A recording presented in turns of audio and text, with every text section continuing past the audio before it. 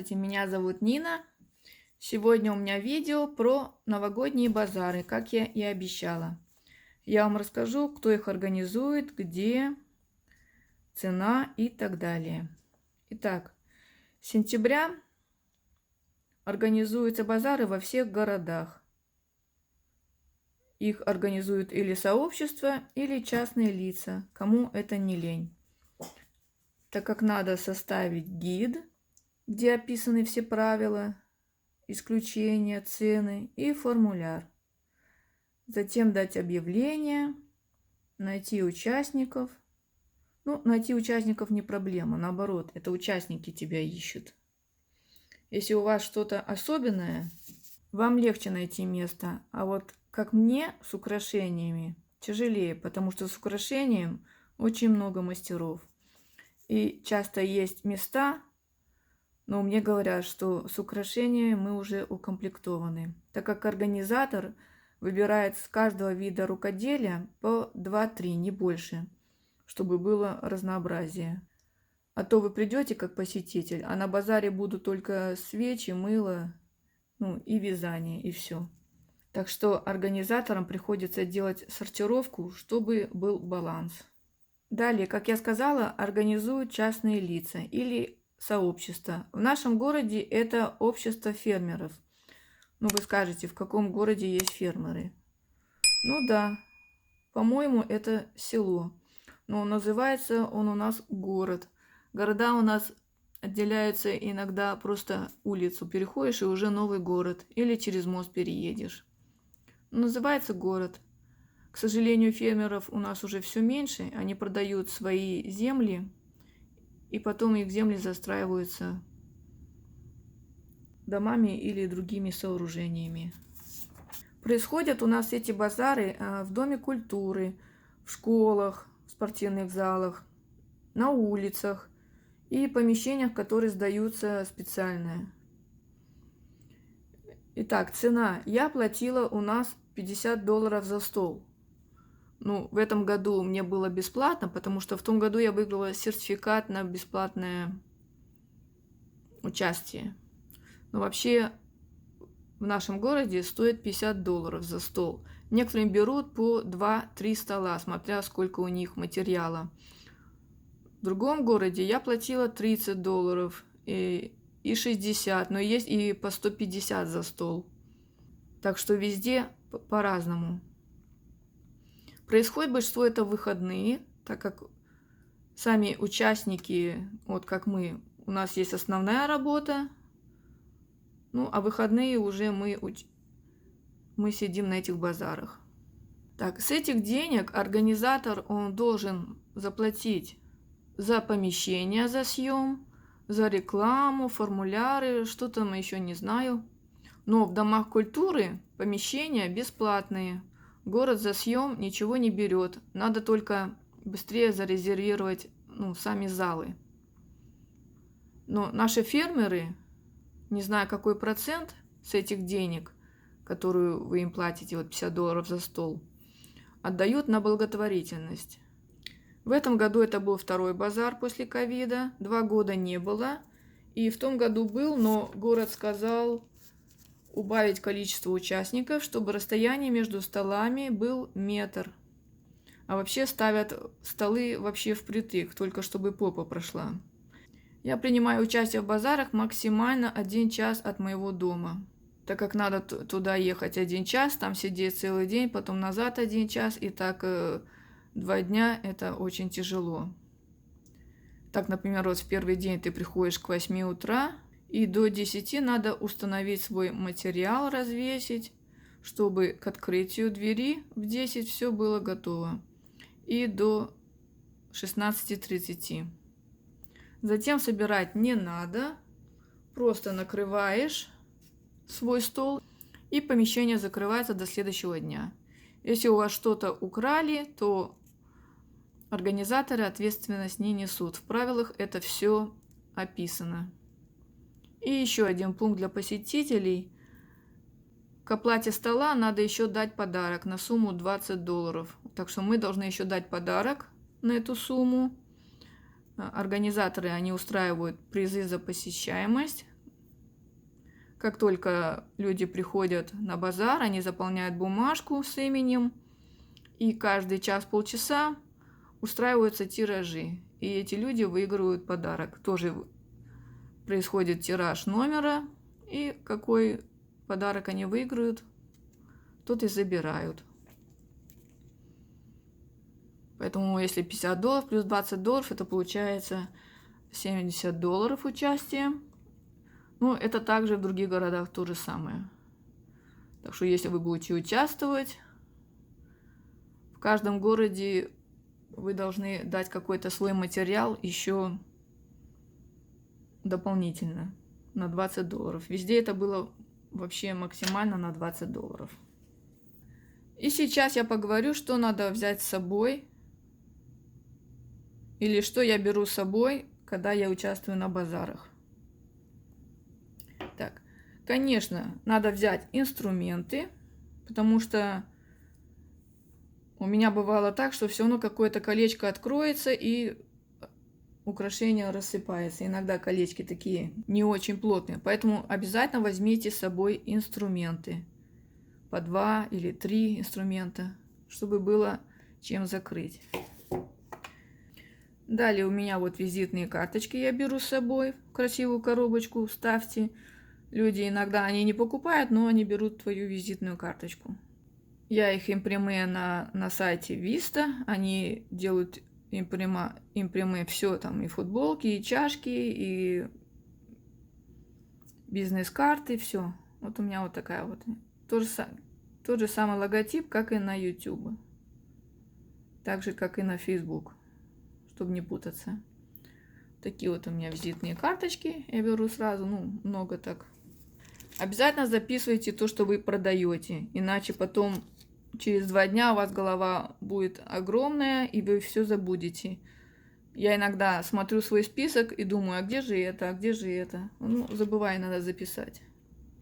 Далее у меня вот коробочка с деньгами, где я складываю деньги. Обязательно имейте монеты и бумажки, чтобы вам куда-то было. Те, кто занимаются украшениями, конечно, зеркало. Берите зеркало. Ну, это у меня зеркало не оттуда, оно такое грязное. Ну, вообще, я говорю, возьмите зеркало, обязательно не забудьте. Далее. У меня стоят вот еще вот такие вот панкарты. Я их купила в Икее. Там можете писать, что вы хотите. Вот у меня написано, что если вы покупаете 3 артикля, то у вас 15% скидка. А если 5 артиклей, то 20% скидка. Вот. И еще у меня есть точно такой же. Вот. Square. Если вы знаете его. Если нет, я сейчас вам расскажу. Square. Это чем платить. У меня люди могут платить наличными, визой или MasterCard. Ну, American Express, Discover у нас вообще в Канаде я ни разу не видела. Square. Что ж такое Square? Это вот такой маленький приборчик. Вот. Вы его вставляете в сам телефон. Конечно, надо зарегистрироваться, внести там свои данные. И вот здесь вот видите, вот покупатель он проводит свою карточку, и оно оплачивается автоматически визой и MasterCard. Есть также такие скверы, где можно уже оплачивать дебет. Эти, к сожалению, они до следующего года можно ими пользоваться, но процент у них уже будет очень высокий. Сейчас у него процент 1%, что ли, они берут, или 0,8%. Я уже, ну, это мелочи, я даже не помню. Но на следующий год сказали, будет очень высокий процент, будет невыгодно им пользоваться. Так что я куплю другой Square, который можно iTouch сделать, и там можно оплачивать дебетом, визой и MasterCard. Так что это удобно, потому что не все носят наличку. У многих сейчас карточки, особенно когда на большую сумму покупают. Очень удобно платить картами. Так что вот такая вот у меня штучка, чтобы платить карточками. Далее я приношу на выставку вот такие мои стенды. Вот сейчас Ну, покажу. Вот такой стенд у меня. Это простой дизайн, который я нарисовала своему мужу. И он просто их вырезал. Мы купили доски. Он просто вырезал вот такие вот стенды для колье. Я их покрыла тонером для дерева, тинтюр. И потом покрыла лаком. Он их мне такие вот нарезал где-то 15 штук. И они у меня все разной высоты. Не ширины, потому что ширина, она везде одна, а высоты. Вот сзади вот такая вот штучка. Это чтобы полки делать. Просто вот ее так под уклоном надо сюда привинтить. И вот так вот они хорошо стоят. И они у меня все одинаковые на столе. И красиво это смотрится. И профессионально. Именно вот такое вот темное дерево. Вот у меня таких вот, как сказала, очень много стендов. Очень простой дизайн. Потому что я раньше смотрела, думала, какой дизайн. На Пинтересте очень много всяких идей. Я не хотела переутруждать своего мужа. Я ему просто нарисовала, сказала, вырежи мне вот так, и все. Он мне вырезал. Я покрыла тинтюр лаком, и он потом привинтил вот эти вот ножки. И вот и все. Далее для браслетов обыкновенных у меня есть вот такая подставка. Вот. Трехярусная. Конечно, такие штуки я покупаю в местном магазине. Потому что я не думаю, что с Алиэкспресса оно дойдет. Потому что я на Алиэкспрессе заказывала просто планшет, чтобы делать украшения. И он пришел весь покоцанный. Поэтому эти штуки я покупаю в местном магазине. Так, вот у меня... Это для каменных браслетов. Такая у меня подставка. И вот такая высокая. Вот видите, она докуда высокая. Это для длинных колье. Вот оно все черное, в тон, как моя скатерть на столе. Далее вот у меня еще, в таких вот стоят. Вот видите, у меня тут. Я не буду их раскрывать, потому что это у меня уже все закутано. Это просто у меня такой трюк, что чтобы каждый раз вам не вывешивать украшения, я потом их заматываю вот этой целлофаном. И все, они могут лежать у меня до следующего базара, даже до следующего года. И так как воздух там не поступает, украшение у меня там никогда не темнеет, ничего. Просто я так закутала и все. Потом, когда прихожу, просто снимаю этот целлофан, и у меня уже стенд готов. Так. Вот такие вот у меня есть еще планшеты. Это для колец. Видите, потом я их обвязываю, и все, до следующего базара. Это у меня для колец. Одна так... Не, у меня еще для колец еще вторая есть, тоже трехярусная. И здесь у меня серьги. Серьги у меня вот такая. Мне кажется, она немножко неудобная. Может быть, мне надо придумать что-то другое. Вот, для серьги. И для браслетов, которые я показала вам уже, браслеты, таких у меня тоже 2 штуки. И одна для кулонов. И вот такой вот у меня для кулонов. К сожалению, он у меня не черного цвета. Ну ничего, и тут я вытащила все кулоны, не подумала, что просто надо обмотать клеенкой. Просто уже была уставшая. 2 дня с 8 до 4:30, и второй день тоже с 9 до 4:30 надо было сидеть. Там были люди, которые могли тебя подменить, чтобы ты сходил по своим делам. Также они могли тебе принести бесплатное кофе. Обед надо было с собой приносить. Следующий материал, это, конечно, вот пакетики, куда вы будете складывать купленные украшения. Вот у меня есть бархатные. Или есть вот такие вот из органзы тоже. Я вот сейчас еще подкупила. Между прочим, вот я скажу, самый ходовой размер это вот этот размер. Сейчас вам скажу размер. Это 12 на 6. Сюда и браслет влазит, и какое-то колье такое небольшое. Вот. Ну, также у меня есть побольше. Вот такие побольше. Или совсем малюсенькие. Ну, сюда можно положить там колечко какое-то. Колечко или серьги. Вот, пакетики. Потом этот пакетик я с каждой покупкой даю вот эту тряпочку, чтобы чистить украшения. Ну, с камнями я не даю, а я даю, которые у меня есть посеребрение. Например, из Индии украшения. Вот я даю все время вот эту вот тряпочку, кладу в пакетик и мою визитку. Мою визитку кладу вот, вместе с украшением. И далее это все кладу в обыкновенный пакет. Вот новогодний, там с бумажкой. Вот у меня, я понакупаю несколько штук таких. Вот. Или вот такие вот у меня тоже пакеты есть. Можете новогодние пакетики какие-то купить. Вот у меня еще вот есть такие коробочки, я покупала. Это тоже сюда можно колечко или маленькие серьги положить. Так, обязательно возьмите какую-то клейкую ленту и булавки. Булавки нужны, чтобы закалывать саму эту нап на стол. То есть покрывало на стол. Так. Ну, конечно же, еще вот у меня есть этикетки для украшений. Что иногда люди не любят, когда нету этикеток, цен, что надо спрашивать каждую цену отдельно. А так у меня этикетки на всех украшениях. Они просто смотрят этикетку, если им понравилась цена, они у меня уже спрашивают, ну, про это украшение.